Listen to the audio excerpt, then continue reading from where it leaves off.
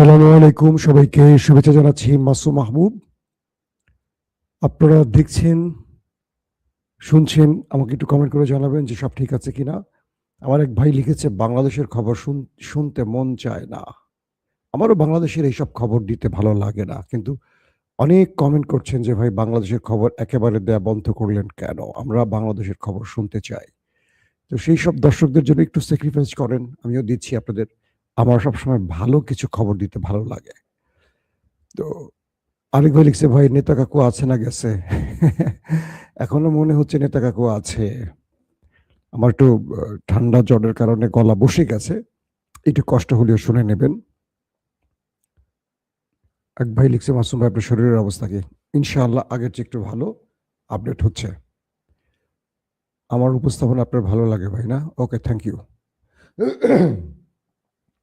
দর্শক, আজকে অনেকগুলো গুরুত্বপূর্ণ খবর আছে, আল্লাহ সুস্থ রাখলে পুরোটাই দেওয়ার চেষ্টা করব। বলতে পারে আজকে অনেকগুলো খবর আছে এবং আপনার ধৈর্য সহকারে বসে থাকতে হবে। আমি প্রথমে বাংলাদেশের খবরটা সংক্ষিপ্ত আকারে একটু দিয়ে নিই, তারপর আমি চলে যাব, কারণ বাংলাদেশের সংবাদটা আমি খুব বেশি অল্প সময়ের জন্য দেব। প্রথম বিষয়টা হচ্ছে, বাংলাদেশ সংসদ এখন উত্তপ্ত হয়ে গেছে। আজকেও দেখলাম বিরোধী দলের নেতার সাথে স্বরাষ্ট্রমন্ত্রীর বাকচিত হয়েছে, বাট ভদ্রচিত ভাবেই হয়েছে। আবার গণভোট এবং জুলাই সনদ নিয়ে জামাতের 11 জোট, জামাত সহ যে 11 জোট, তারা আগামী শনিবার বায়তুল মোকাররম থেকে আন্দোলন শুরু করতে যাচ্ছে। অর্থাৎ বিএনপির হানিমুন পিরিয়ড শেষ, এবার জামাত মাঠে নামছে তার জোটকে নিয়ে। বলা হয়েছে বিক্ষোভ, সমাবেশ, মিছিল বায়তুল মোকাররম থেকে, এবং সেখান থেকে পরবর্তী নতুন কোনো কর্মসূচির ঘোষণা দেওয়া হবে। প্রশ্নটি হলো, 24-এর বিপ্লবের পর এত মানুষের প্রাণের বিনিময়ে যে বাংলাদেশ রচিত হয়েছে, যে বাংলাদেশের সবগুলো রাজনৈতিক দল ওয়াদা দিয়েছিলেন তারা একটা সুন্দর বাংলাদেশ গড়তে চান, তারা নতুন বন্দোবস্ত গড়তে চান, যে পুরনো বন্দোবস্তে হাসিনা ফ্যাসিস্ট হতে পারে, সেই বন্দোবস্ত আর চান না। এই প্রতিশ্রুতির পর রাজনৈতিক দল যদি আবারও ফ্যাসিজমের দিকে ফিরে যেতে চায় বা ফ্যাসিজমের সেই চিহ্নগুলোকে বাঁচিয়ে রাখতে চায়, এটা আমি মনে করব বাংলাদেশের জন্য সবচেয়ে বড় দুর্ভাগ্য। প্রথম কথা, আজকে আমি দেখলাম যে জামাত নেতা হামিদ হোসেন আজাদ, না হামিদুদ্দিন হামিদ আজাদ, মাঝখানে একটা নাম আছে, আমি ভালো নামটা জানি না, হামিদ কি আজাদ এরকম একটা নাম, সিনিয়র একজন পলিটিশিয়ান জামায়াতের, তিনি বলেছেন যে বিভিন্ন অধ্যাদেশ বাতিল করে বিএনপি হাসিনার চেয়েও বড় ফ্যাসিস্ট হওয়ার পথে এগুচ্ছে। কে বলছে? জামাতের একজন নেতা। সাংবাদিকদের ডেকে তিনি এই বক্তব্যটি দিয়েছেন এবং কর্মসূচি ঘোষণা করেছেন। আমি বিশ্বাস করতে চাই, যে দেশটির এখন প্রধানমন্ত্রী আমার সবচেয়ে প্রিয় মানুষ তারেক রহমান, তিনি বাংলাদেশটাকে আগের স্থলে আর নেবেন না, একটা নতুন বাংলাদেশ উপহার দিবেন, যেটা তিনি লন্ডন থেকে 18 কোটি মানুষকে বারবার প্রতিশ্রুতি দিয়েছেন। কেন যেন বারবার আমাদের সালাউদ্দিন ভাই আলোচিত হচ্ছেন, তার দায়িত্বটা অনেক বেশি দেখছি, তারেক রহমানকে সেইভাবে বক্তব্য রাখতে শুনছি না। তিনি শুধু বসে বসে হাসেন, তার হাসিটা বেশ সুন্দর, কিন্তু আমার কাছে অদৃশ্যভাবে কিছু জিনিস মনে হচ্ছে। আমি জানি না এটা সত্য কি মিথ্যা বা এটা কি হবে। বিএনপির উপর কারো দায় আছে, তো বিএনপি চাইছে যে তারা জুলাই সনদ গণভোটের পক্ষে থাকবে না। আমি জাস্ট একটা আইডিয়া দিচ্ছি আপনাদেরকে, সত্য না মিথ্যা জানি না, আমার রাজনৈতিক বিশ্লেষণ থেকে বলছি। কিন্তু বিএনপিও মনে মনে বা তারেক রহমানও মনে মনে চায় এটা হোক, কিন্তু যারা তাদেরকে ক্ষমতায় বসিয়েছে, সারপ্রাইজ গিফট করেছে, তারা চাচ্ছে বিএনপিটা না করুক। তাই তারা চাচ্ছে দেশে একটা আন্দোলন সৃষ্টি হোক, জামাত এটা নিয়ে চাপ সৃষ্টি করুক, এবং একটা টাইম পরে বিএনপিটা মেনে নেবে। বেগম জিয়া এই কাজগুলো করতেন, আমি তার সাথে ওপেন ডিসকাশনে তার কিছু এরকম তথ্য জেনেছি, আমার আগের দর্শকরা তাদেরকে সংক্ষিপ্ত কিছু ভাষণ আমি শুনিয়েছিলাম আপনাদের। তবে বিএনপির মধ্যে একটা বড় গ্রুপ আছে যারা সরাসরি ভারতের এজেন্ট হিসেবে কাজ করছে। তারেক রহমান তাদেরকে চিহ্নিত করেছেন। পর্দার অন্তরালে অনেক খবর আছে যেগুলো আমরা প্রকাশ করতে পারি না, জাতীয় নিরাপত্তার প্রয়োজনে, রাষ্ট্রের নিরাপত্তার প্রয়োজনে অনেক খেলা চলছে, বুঝছেন? তো সেখানে এখন পর্যন্ত আমার কাছে যে খবর আছে, তারেক রহমান পজিটিভ অবস্থানে আছেন, কিন্তু কিছু খেলা খেলছেন তিনি। কেন খেলছেন? তার উপরে চাপ আছে, কারণ তিনি দেশে এসেছিলেন যে চুক্তিগুলো বা যে শর্তগুলোর উপরে, তাদের কিছু দায় শোধ করতে হবে তাকে। তো তাকে একটু সময় দিয়ে সেই কাজগুলো করতে হবে, বাট তিনি চাইছেন বাংলাদেশে কিছু হোক। আর যদি সেটা না হয়, আমার ধারণা ভুল হয়, আমি মনে করব বিএনপির জন্য এই সময়টি, অর্থাৎ ক্ষমতার এই সময়টি হবে সবচেয়ে দুঃখজনক। কারণ যে বিএনপি বাংলাদেশের সবচেয়ে জনপ্রিয় দল, সেই বিএনপি শেখ হাসিনার পদাঙ্ক অনুসরণ করলে তার পরিণতি শেখ হাসিনার চেয়েও খারাপ হবে। লিখে রাখেন কাগজে, আজকেই লিখে রাখেন। শেখ হাসিনার সময় কথাগুলো আমরা বলতাম, তাই হয়েছে শেখ হাসিনার আগে আর পরে। তো কিছু কথা শুনতে হবে। হাইব্রিড নেতাদের, হাইব্রিড সাংবাদিকদের, হাইব্রিড বুদ্ধিজীবীদের কথা শোনা যাবে না। যারা হঠাৎ করে বিএনপি হয়ে গেছে, তারা অনেক পরীক্ষিত লোক, তাদের কথা শুনতে হবে। যদি বাংলাদেশে জুলাই সনদ বাস্তবায়িত না হয়, গণভোটের রায় ভুলণ্ঠিত হয়, মনে রাখবেন বিএনপিকে সবচেয়ে করুণ পরিণতি ভোগ করতে হবে। আর যদি আমি যেটা বলেছি তারেক রহমান সেই পলিসিটি আগান, অর্থাৎ তিনি চাচ্ছেন অদৃশ্য শক্তিকে খুশি করতে, যে বিএনপিটার বিপক্ষে, কিন্তু বিরোধী দল এবং জনগণের চাপে পড়ে বিএনপিকে করতে হয়েছে। যদি বিএনপি এই খেলাটা খেলে থাকে, আলহামদুলিল্লাহ, আমি চাই বিএনপি কাজটা করুক। তো অবশেষে জামাত আন্দোলনে নামছে। এই নতুন সরকারের, অর্থাৎ বিপ্লবের পর যে নতুন সরকার গঠিত হয়েছে, সেই সরকারের বিরুদ্ধে বিরোধী দলের প্রথম আন্দোলন শুরু হচ্ছে আগামী শনিবার বিকেল 4টা থেকে বাইতুল মোকাররমে। আমরা দেখতে চাই কি ঘটে বাংলাদেশে। দর্শক, চলেন আমরা চলে যাচ্ছি আন্তর্জাতিক খবরে, যেটার জন্য আপনারা বসে আছেন।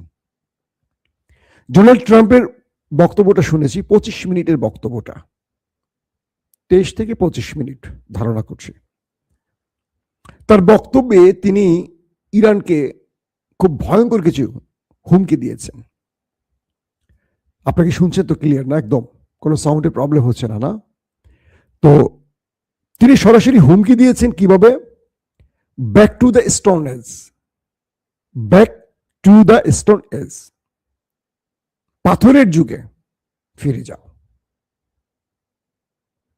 ইরানকে বলেছে মার্কিন যুক্তরাষ্ট্রের প্রেসিডেন্ট, যদি তুমি না থামো, হরমুজ খুলে না দাও, তোমার উপর এত ভয়ঙ্কর অ্যাটাক হবে যেটা তুমি কল্পনা করতে পারো নাই বা পারবা না, এবং তোমাকে পাথরের যুগে পাঠানো হবে। পাথরের যুগ বুঝছেন তো?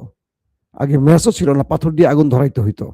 বন মানুষের যুগ, যেটাকে বলা হয়, মানে কি বলবো, এই টাইমটা হলো খ্রিস্টপূর্বের আগে। মানুষ যখন অধিকাংশ মানুষ যখন উলঙ্গ থাকতো, পৃথিবীর কিছু আবিষ্কার হয়নি। ইরানকে সেই যুগে পাঠিয়ে দেবে, অর্থাৎ ইরানের সকল প্রকল্প ধ্বংস হবে, শিক্ষা প্রতিষ্ঠান ধ্বংস হবে, বিদ্যুৎ প্ল্যান্ট ধ্বংস হবে, পানি প্ল্যান্ট ধ্বংস হবে, অর্থাৎ ইরানে কোনো আধুনিকতার কিচ্ছু থাকবে না। এত ম্যাসিভ অ্যাটাক হবে যেটাতে ইরান সেই পূর্বের পাথরের যুগে ফিরে যাবে। ডোনাল্ড ট্রাম্প ইরানকে ঠিক এই ভাষায় থ্রেট দিয়েছেন, এবং তিনি যে সোশ্যাল মিডিয়ায় লিখেছেন তার বক্তব্যের পর, সেটা হলো back to the stone age. Stone age বুঝছেন তো? পাথরের সময় পাঠিয়ে দেবে ইরানকে। যখন ডোনাল্ড ট্রাম্প এই অ্যাগ্রেসিভ বক্তব্য দিচ্ছেন এবং ইরানকে একটা ভয়ঙ্কর যুদ্ধের হুমকি দিচ্ছেন, ঠিক কয়েক মিনিট পর ইরান বড়সড় অ্যাটাক শুরু করে দিয়েছে আরব রাষ্ট্রে এবং তার বন্ধু বিবির দেশে। বিবি বুঝেন তো? নেতানিয়াহুর আরেক নাম।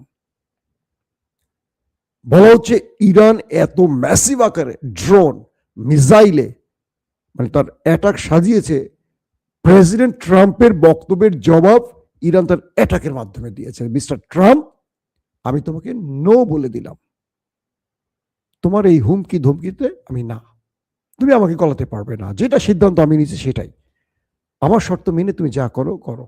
আমার শর্ত না মানে তুমি মানে আমাকে পাথরের যুগে পাঠাবা, নাকি তুমি তারও আগে পাঠাবা, সেটা পাঠাও।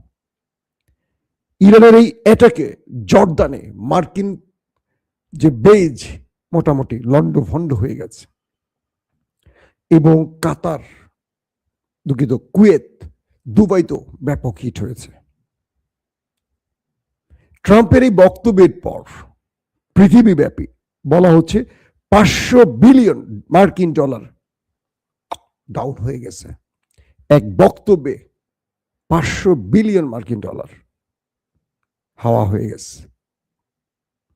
কত বড় মানে মানে বক্তব্যে কি পরিমাণ ইফেক্ট পড়ে বুঝতে পারছেন? বলা হচ্ছে ইরানের 2-3 সপ্তাহের মধ্যেই মার্কিন যুক্তরাষ্ট্র এই বিশাল অ্যাটাকটি করতে যাচ্ছে। তার মানে হরমুজ খুলে ইরানকে সরে যেতে হবে। মূলত ইরানের কাছ থেকে একটি ফেস সেভিং চাচ্ছে ট্রাম্প, কিন্তু ইরান দিচ্ছে না। আপনাদেরকে আমি আজকেও খবর দিয়েছি যে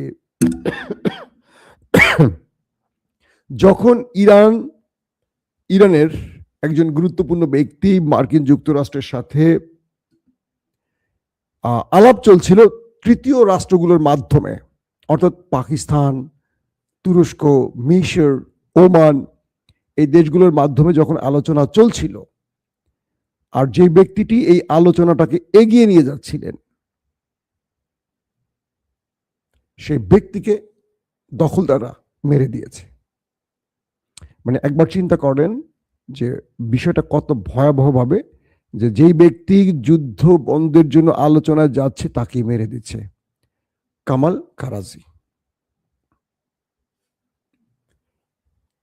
ইরানের যে নেতা ছিলেন যুদ্ধের বা আলোচনার, আলী লারিজানি, তারপর এই ব্যক্তি ছিলেন সবচেয়ে গুরুত্বপূর্ণ এই বিষয়ে।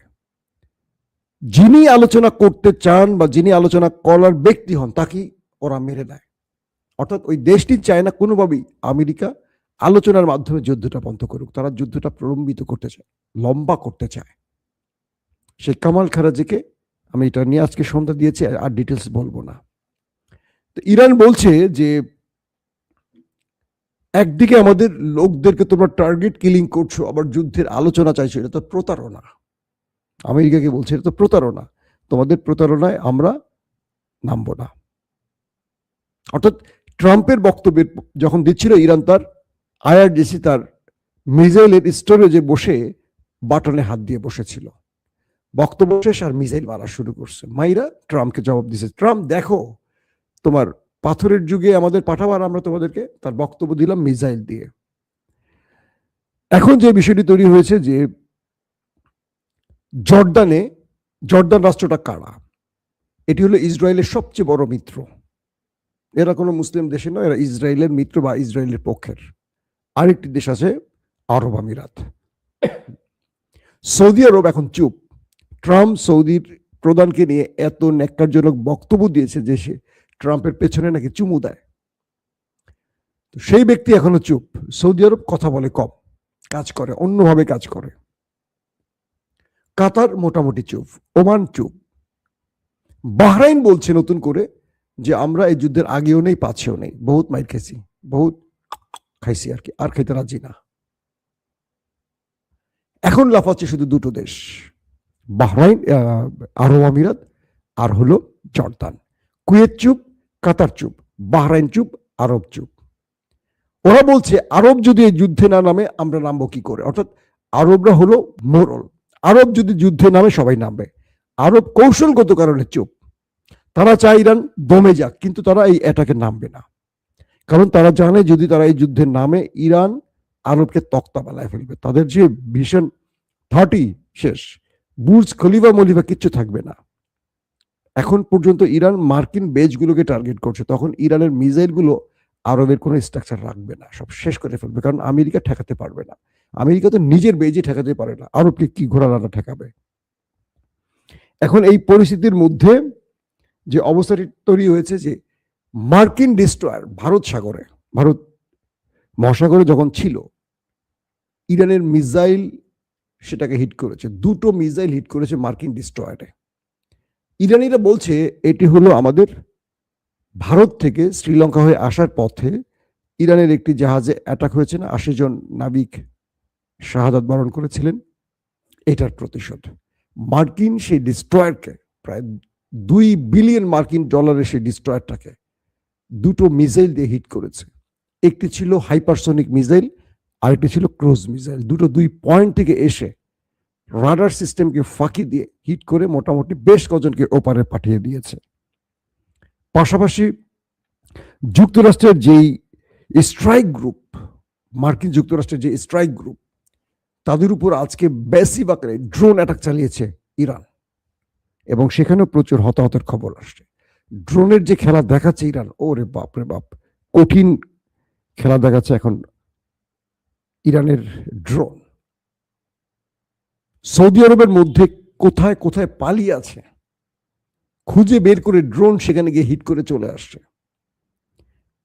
মানে ইরানের কাছে এখন রিয়েল টাইম ইন্টেলিজেন্স বলি এত পারফেক্টলি আসে, মার্কিন কোন পাইলট কোথায় গিয়ে পালিয়ে আছে সেখানে ড্রোন গিয়ে তাকে মেরে দিয়ে আসছে। আমেরিকা মুখ খুলে বলছে না, পরাশক্তি তো লজ্জা কাউকে বলতে পারছে না, একদম মাইকটা দিচ্ছে ইরান কিন্তু কঠিন ভাবে। ইরান যে দাবি করছে শত শত সেনা ওপারে, এটার এগেনস্টে আমেরিকা 13 জন 14 জন সংখ্যাটা প্রকাশ করে। এটাকে 13 জন 14 জন মারা যাবে এটা আপনি বিশ্বাস করেন? এটা সম্ভব? যেখানে বাংলাদেশিরাই তো এই যুদ্ধের কোনো অংশ না, বাংলাদেশের তো 3-4 জন মারা গেছে এই পর্যন্ত। এখন এই অবস্থার মধ্যে ফ্রান্স দুর্দান্ত একটি বক্তব্য দিয়েছে। ফ্রান্সের বক্তব্যটি আমার ভালো লেগেছে, সেটি হলো ম্যাক্রন, মিস্টার ইমানুয়েল ম্যাক্রন। তিনি বলছেন নিউক্লিয়ার, মানে যেই ট্রাম্প যে হুমকি দিচ্ছেন, নিউক্লিয়ার দিয়ে এই যুদ্ধের সমাধান হবে না। আমেরিকা যদি ইরানে নিউক্লিয়ার অ্যাটাক করতে চায় সমাধান হবে না। আবার আমেরিকা যে নিউক্লিয়ারের অভিযোগ তুলছে, ইরানের মধ্যে নিউক্লিয়ার নিয়ে যাবে, এটা করবে সেটা করবে, এটা আসলে সমাধান নয়। একটা তথ্য আপনাদের দিয়ে রাখি, এই আমেরিকা ইরাকের নিউক্লিয়ার আছে এই অভিযোগ তুলেছিল, আরো অনেক রকম অবৈধ রাসায়নিক বোমা আছে এরকম অভিযোগ তুলেছিল আমেরিকা। তারপর এই কথাটি বলেছিল কালকে ফ্রান্সের প্রধানমন্ত্রী, খুব দুর্দান্ত একটি কথা বলেছে। তিনি বলেছিলেন এই আমেরিকা ইরাকের বিরুদ্ধে আমাদের সবাইকে ডেকে এনে যুদ্ধ করেছিল কারণ ইরাকে নিউক্লিয়ার আছে, ভয়ঙ্কর রাসায়নিক এটা সেটা আছে। আমরা সবাই মানে সুসুর করে চলে এসেছি ট্রাম্পের ডাকে ইরাকে লড়াই করতে। দিন শেষে আমরা জানলাম যে ইরাকের কাছে কিছুই নেই, কিন্তু ইরাকটা ধ্বংস হয়ে গেল, লাখো মানুষ প্রাণ হারালো। তিনি বলছেন ফ্রান্স প্রধানমন্ত্রী যে আমরা এই ভুলটি আর করতে চাই না, আমরা আমেরিকাকে ঘাঁটি ব্যবহার করতে দেব না, স্পেনে মার্কিন ঘাঁটি বন্ধ, আমার আকাশ আমার জমিন ওদের জন্য নিষিদ্ধ করে দিলাম। একইভাবে Switzerland, Poland, France, German, Britain তারা সবাই আমেরিকাকে অসহযোগিতার ঘোষণা দিল এবং বলল তাদের দেশ থেকে কোনো আক্রমণ করতে দেবে না ইরানে এই ইউরোপের মোড়ল রাষ্ট্রগুলো। তো চিন্তা করেন, ম্যাক্রন বলছেন যে ইরানের ইউরেনিয়াম নিয়ে বা নিউক্লিয়ার নিয়ে এত আলোচনা বা যুদ্ধ শুরু, এটা তো যুদ্ধ দিয়ে এই নিউক্লিয়ারের আলোচনা নয়, এটি হবে টেবিলে বসে। ট্রাম্প অসুস্থ হয়ে তিনি এই কাজগুলো করছেন। কে বলছে? ফ্রান্স প্রধানমন্ত্রী ইমানুয়েল ম্যাক্রন। বুঝছেন? তিনি বলছেন হরমুজ শক্তি দিয়ে খোলা যাবে না, মার্কিন যুক্তরাষ্ট্র যে শক্তি প্রয়োগ করছে এইভাবে হরমুজ প্রণালী খোলা যাবে না। এটিও আলোচনার মাধ্যমে খুলতে হবে, যে ইরানের কাছে আলোচনাগুলো তুলতে হবে এবং ইরানের দাবি মেনে নিয়ে আপনি শক্তি প্রয়োগ করবেন, যুদ্ধ প্রলম্বিত করবেন, দীর্ঘ করবেন, পুরো পৃথিবী সংকটে পড়ে গেছে, লকডাউনে পড়ে গেছে। স্রেফ বাংলাদেশের মতো দেশ দেখেন কি অবস্থা, গাড়ির তেল পাওয়া যায় না। ঢাকা শহরে দেখলাম, কোথায় কোথায় দেখলাম মানুষ দীর্ঘ সময় দাঁড়িয়ে থেকে একজন মানুষ স্টক করে বা সেখানে মারা গেছে। আমি নিজের পার্সোনাল অভিজ্ঞতা বলি, আমি এখন কোন লং ডিস্টেন্সে কোনো দূরে যেতে পারছি না, আমার গ্যাস তেল দুটো শেষ, যেতটুকু ট্যাঙ্কিতে ছিল সীমিত, ফ্যামিলির কাজে শুধু ব্যবহার হচ্ছে, বাচ্চাদের স্কুলের জন্য ব্যবহার হচ্ছে। বুঝতে পারছেন? অনেক গুরুত্বপূর্ণ কাজ আটকে বসে আছে, গাড়ির তেল গ্যাস নিতে পারছি না, ড্রাইভার বসে বসে মশা মারছে, কি করবে, ডিউটি কমে গেছে তার, কিন্তু মাঝখান দিয়ে তো আমার 12টা বাজতেছে। তো এত দূরে বাংলাদেশের যদি এই পরিস্থিতি হয়, পৃথিবীর কি অবস্থা বলছেন? এবং বিভিন্ন সূত্র বলছে বাংলাদেশ সবার আগে তেল সংকটে পড়বে সবচেয়ে বেশি, এমন হবে যে বাংলাদেশে কোনো তেল থাকবে না। বাংলাদেশ একটা ভয়ঙ্কর দিকে যাবে আগামী 1 মাস যদি লং টাইম এই যুদ্ধটা চলে। যত বড় কথাই বলো, কারণ ইরান ইতিমধ্যে বাংলাদেশের ব্যাপারে অসন্তুষ্টি জানিয়েছে, বাংলাদেশ সরকারের বক্তব্যটি ইরানের ভালো লাগেনি। তো এই অবস্থার মধ্যে তিনি বলছেন ট্রাম্প একটু বেশি কথা বলেন, বাচাল। কি বলেন? কে বলছেন? ম্যাক্রন। তিনি কি বলেন তিনি নিজেও জানেন না, তার মধ্যে ম্যানার নেই। ট্রাম্পকে আগে ম্যানার শিখতে হবে। একটি এত বড় রাষ্ট্রের প্রেসিডেন্ট ট্রাম্পকে বলছেন ফ্রান্স প্রেসিডেন্ট তার মধ্যে কোনো ম্যানার নেই, তাকে ম্যানার শিখতে হবে। তার মানে কি আমরা একটা জিনিস বুঝে গেছি যে মোটামুটি ইউরোপ ট্রাম্পের পাশে আর নেই। এখন ট্রাম্প হাঙ্কি পাঙ্কি যত কিছুই করুক, ইরান ছাড় দিবে না। এখন ট্রাম্প আসলে 2-3 সপ্তাহ পর কি করবে ইরানে, ধারণা করা হচ্ছে তিনি ফেস সেভিং না পেলে, আল্লাহ জানে, এ তো মাথা অর্ধেক না, পুরোটাই অর্ধেক বললে তো ভুল হবে, অর্ধেক চেয়ে বেশি খারাপ তার মাথা, কেন নিউক্লিয়ার অ্যাটাকে চলে যায় কিনা। কিন্তু আমেরিকা যদি ইরানের বিরুদ্ধে নিউক্লিয়ারে চলে যায়, এটা থামবে না। রাশিয়া চীন তার এই অন্যতম পার্টনারকে ছাড়বে না, কারণ এই যুদ্ধটা ইরানের যতটুকু তার চেয়ে বেশি রাশিয়া চীনের। তারা লাভবান হচ্ছে এবং ইরানের মাধ্যমে তারা তাদের অধিকার ফিরে পাওয়ার সব চেষ্টা করছে। আর এই জন্য এই দেশ দুটো সর্বোচ্চ সাপোর্ট দিয়ে যাচ্ছে। বলা হচ্ছে ইরানের অধিকাংশ আক্রমণের যে ইন্টেলিজেন্স তথ্যগুলো আসে, উপগ্রহ তথ্য আসে বা স্যাটেলাইট ইমেজগুলো ধরে কোথায় মার্কিন ঘাঁটি, কোথায় তাদের মুভমেন্ট, যেই তথ্যগুলো আসছে এর ম্যাক্সিমাম চীন এবং রাশিয়া ইরানকে দিয়ে থাকে। আবার ইরানের মিসাইলকে শক্তিশালী করতে দ্রুত কাঁচামাল ইরানে পৌঁছে দিচ্ছে, কারণ প্রতিদিন অজস্র মিসাইল ব্যবহার হচ্ছে, আবার আমেরিকা হিট করে অনেক মিসাইল ধ্বংস করছে।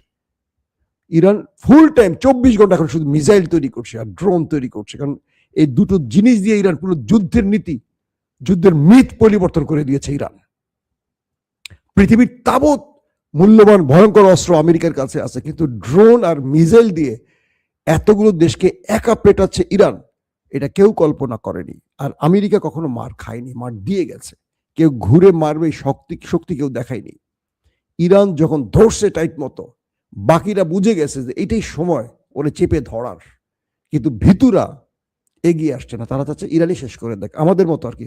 আর ইরান আরেকটা মার, আরেকটা মার, মার, হ্যাঁ হ্যাঁ মার মার। বাংলাদেশিরা করে না, দুজন মারামারি করলে দোস্ত আরেকটা মার, আরেকটা মার, সে দূরে দাঁড়িয়ে রয়েছে।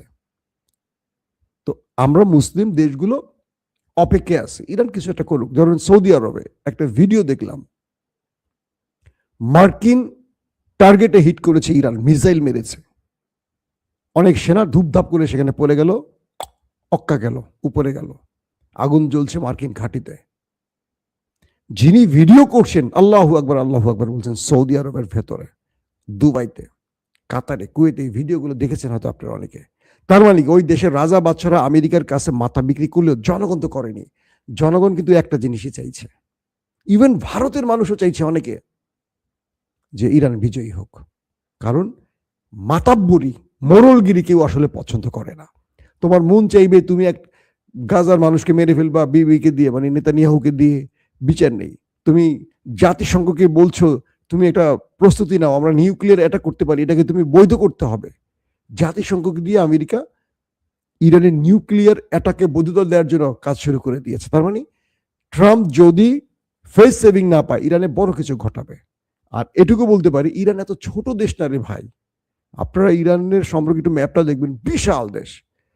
ইরানে অ্যাটাক করে ইরানকে কবজা করা বা ইরানকে দুর্বল করা এত সহজ হবে না ট্রাম্পের জন্য। 11,000 অ্যাটাক তো গতকালকেই বলছি। সামনের দিনগুলোতে ট্রাম্প আরো বেশি আক্রান্ত হবে, শুধু হবে তা না, পুরো আরবের মধ্যে অনেক বড় আক্রমণ ইরান করে বসবে। আর ইসরায়েল তো একটা ছোট্ট দেশ, 1 কোটি মানুষ থাকে বোধহয়।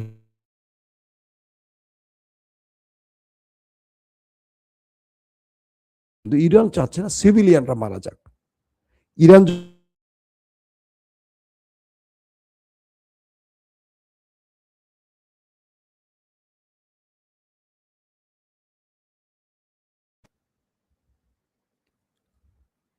ইরান তখন চোখ বন্ধ করে মার শুরু করবে, তখন আর বুর্জ খলিফা দেখবে না, মার্কিন বেজ দেখবে না।